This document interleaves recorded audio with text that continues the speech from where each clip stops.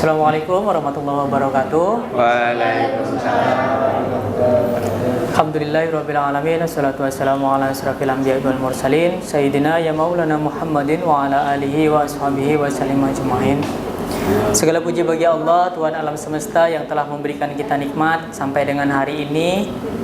Kita masih berada di bulan Ramadan, masih dapat menjalankan ibadah-ibadahnya, ibadah wajib maupun yang sunnah, dan dalam keadaan sehat tentunya. Dan kita masih kembali pada kajian Ramadan Istiato Talwin, yang pada kesempatan kali ini akan diisi oleh Bapak Anis Turmudi.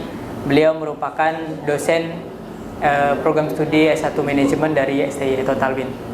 Baik, saudara-saudara, tidak perlu berlama-lama untuk mempersingkat waktu. Kami persilahkan kepada Bapak Anis Turmudi untuk menyampaikan tausiahnya. Kepada beliau kami persilahkan. Assalamualaikum warahmatullahi wabarakatuh. Alhamdulillahirabbil alamin. Alladzi arsala rasulahu bil huda wa dinil haq liyudhhirahu 'ala dini kulli wa kafa billahi syahida. Asyhadu an la ilaha illallah wahdahu la syarikalah wa asyhadu anna Muhammadan abduhu wa rasuluh la nabiyya ba'dah. Allahumma shalli wa sallim ala sayyidina Muhammadin nabiyyi ummi wa ala alihi wa sahbihi ajmain, amma ba'd. Yang kami hormati Bu Dian, yang kami hormati Bapak Ibu sekalian jamaah dari STI Talwin yang berbahagia. Puji syukur kehadirat Allah semoga tetap tercurah pada kita semua, sehingga pada siang hari ini kita masih diberi kenikmatan, yaitu bisa menjalankan puasa, kewajiban kita sebagai seorang muslim, dan kita diberi kesehatan, utamanya kita diberi keimanan. Salawat serta salam semoga tetap tercurah pada junjungan kata Nabi besar Muhammad sallallahu alaihi wasallam. Jamaah rahimakumullah, Rasulullah sempat pernah bersabda, qala Rasulullah sallallahu alaihi wasallam, kullu bani adama khata'un, bahwa setiap anak Adam, keturunan Adam adalah itu pasti melakukan kesalahan. Satu kalimat. Lalu dilanjutkan wa khairu khata'ina, dan sebaik-baik dari anak turun Adam tersebut melakukan kesalahan. Apa sebaik-baiknya? Yaitu at-taubah, bertaubat. Dalam hadis ini ada dua kata kunci. Kata kunci yang pertama adalah salah, dan yang kedua adalah taubat. Coba kita uraikan atau kita oncei satu persatu. Kesalahan, kita pasti melakukan kesalahan karena kita adalah manusia. Rasulullah pun juga melakukan kesalahan, cuman Rasulullah adalah insan yang maksum, jadi kan dijaga. Mau melakukan kesalahan langsung saat itu diingatkan oleh Allah dan langsung dibersihkan oleh malaikat. Itu Rasulullah maksum. Nah, kita sebagai manusia itu sudah pasti melakukan kesalahan. Kesalahan itu ada dua, kesalahan kepada manusia dan kesalahan pada Allah. Kita uraikan yang masalah kesalahan dahulu. Kesalahan pada manusia, Rasulullah sempat mau naik mimbar. Ini sebuah cerita, tapi ini memang saat itu Rasulullah mau naik mimbar. Di saat tangga pertama Rasulullah langsung amin. Tangga kedua amin, begitu lagi. Tangga ketiga amin sampai tangga keempat. Di saat sudah di atas mimbar, Rasulullah ditanya sahabat, ya Rasulullah, kenapa engkau mengatakan amin sampai sekian kali? Maka Rasulullah pun menjawab, ya, barusan malaikat berdoa. Bayangkan, yang berdoa itu malaikat, yang mengaminkan Rasulullah. Insya Allah makbul itu doa itu. Nah, doa yang pertama apa? Doa malaikat itu. Ya Allah tidak akan masuk surga bagi seorang istri yang mempunyai kesalahan terhadap suaminya. Tapi itu kalimatnya adalah istri ke suami ya. Karena ini perkembangan gender, nah, terus jadinya pokoknya sapa sing dibojo salah, nah, itu yang pertama, dan itu peringkat pertama bahwa seorang bojo apa ya? Ya bahasanya di situ istri, karena kalimatnya istri kepada suaminya yang punya salah. Ini yang pertama dan diaminkan oleh Rasulullah. Makbul. Yang kedua, ya Allah, jangan engkau masukkan surga bagi orang yang punya salah kepada orang tua. Dan itu insya Allah makbul itu. Bagi tidak ada di situ kalimat orang tua salah kepada anak, tidak ada. Hanya doanya kepada Allah itu bahwa malaikat anak dosa punya dosa kepada orang tua. Itu yang kedua. Yang ketiga, aminnya Rasulullah yang mengaminkan itu, bahwa ya Allah jangan engkau masukkan surga bagi orang yang punya salah kepada saudara-saudaranya. Ya saudara itu tidak maksudnya tidak saudara kandung dan lain sebagainya. Ya kita adalah saudara. Itu kesalahan terhadap antar manusia dan di peringkat. Yang pertama kepada istri atau suami, yang kedua kepada orang tua. Kalau mungkin yang belum punya istri atau suami ya kepada orang tua, itu jadi peringkat awal. Kalau misal punya salah, segera memohon maaflah. Ya memang meminta maaf itu perlu kelonggaran hati kan gitu ya. Gengsinya gede, apalagi misal aku luwih tua kan gitu. Nah, makanya kita kadang sering mengajarkan kepada anak-anak kita, kalau misal kita orang tua punya salah ya minta maaf kepada anak. Itu kan untuk mendidik anak, bukan berarti kok derajatnya wong tua terus asor gitu, ndak. Ya, itu terhadap manusia.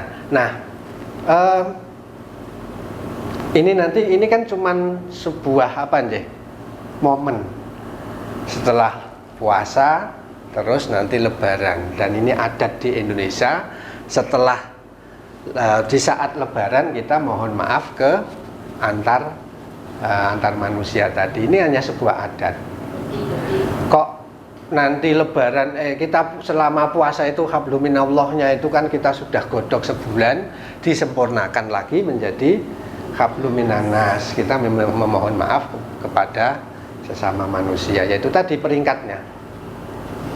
Nah, itu tadi sebuah riwayat cerita di dalam hadis bahwa kesalahan terhadap manusia pun juga harus kita mohon maafkan. Pun seandainya kita kok memberikan maaf kepada orang, ya dilegake gitu loh. Jangan kok ora bakal tak kei maaf sampai anak turun pitu apa piye. Kok kaya luweh gede timbang Gusti Allah kan gitu. Nah, ya kita harus berlapang dada. Nah, yo tak kei maaf. Tapi bahasanya seperti itu. Cuman orang yang berbuat salah itu pasti kan akan mendapatkan ganjaran masing-masing. Kita tetap memberi maaf. Hak kewajiban kita memberi maaf. Tapi manusia yang teman kita, saudara kita, atau siapapun yang melakukan kesalahan, itu nanti biar Allah yang akan memberi ganjarannya. Jangan terus tak sumpah. Sumpah serah. Itu pertama, kesalahan terhadap manusia. Itu ya. Lalu kesalahan kedua kepada Allah. Nah, dosa-dosa kecil yang kita lakukan setiap hari, coba kita meminta maafkan kepada Allah, minta ampun kepada Allah. Cuman dosa besar yang tidak bisa diampuni oleh Allah adalah syirku billah, syirik kepada Allah. Karena apa? Menduakan Allah itu dosa besar yang tidak akan bisa dimaafkan oleh Allah. Tapi nek dosa apa ya, tobat tenanan ya wallahu alam lah, itu kan Allah ya yang memberi maaf. Nah, berhubungan dengan taubat kepada Allah, apa yang harus kita lakukan taubat kepada Allah? Yang pertama adalah kita harus membaca istighfar. Istighfar yang paling pendek itu ada 3 ya istighfar. Yang paling pendek ya astagfirullahaladzim. Yang tengah, yang sedang, astagfirullahaladzim alladzi la ilaha illa wal hayyul qayyum wa atubu ilaih. Ada juga yang namanya sayyidul istighfar. Allahumma anta rabbi la ilaha illa anta, dan seterusnya. Itu sayyidul istighfar. Monggo kalian panjenengan semua atau saya, ini saya hanya sebenarnya mengingatkan diri saya sendiri ya. Kita lakukan yang mana monggo. Mau yang pendek, yang tengah, atau yang sayyidul istighfar. Lalu kita harus membaca istighfar itu sampai berapa kali? Dalam riwayat, salah satu atau beberapa riwayat, Rasulullah itu membaca istighfar ada yang sampai sehari itu 50 kali, ada yang sampai 75 kali, ada yang sampai 100 kali. Sekarang itu Rasulullah loh ya, yang jelas-jelas apa ya, kesalahannya itu sangat minim dan diampuni dosa-dosanya. Sekarang kita itu sehari membaca istighfar berapa kali? Tak tanya, membaca berapa kali? Coba nek misal bar salat kae ya, astagfirullahaladzim la ilaha illa wal khair. Sak salat ping 3. 15. Ping 5 salat 15. Memang dosamu, dosane awake dhewe iki sithik. Ya, saya hanya mengingatkan, cobalah diperbanyak membaca istighfar. Nanti ada manfaat-manfaatnya membaca istighfar itu. Rasulullah saja paling sedikit dalam satu riwayat 50 kali. Awake dhewe ping 15. Kadang-kadang habis sholat lali ngepleng wis. Ya. Coba kita mulai merenung lagi. Apalagi 10 hari di di gelombang 2 ini adalah ke periode diampuni dosa-dosanya.